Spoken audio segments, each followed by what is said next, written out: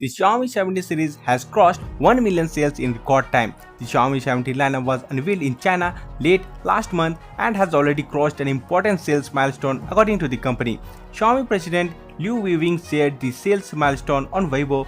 He noted that the Xiaomi 17 lineup has ranked up over 1 million in sales since its launch. It's only been a week since the company announced the Xiaomi 17, 17 Pro and 17 Pro Max in China, and Vivo also stated that the Xiaomi 70 series achieved the milestone faster than any of the previous generation. The company is therefore increasing production in order to meet the high demand, and the Xiaomi 70 Pro and Xiaomi 17 Pro Max feature a secondary display at the back and are powered by the new Snapdragon 8 Elite Gen 5 SoC. The phones also bring improved camera, and the Pro Max variant even packs a 7500 mAh battery.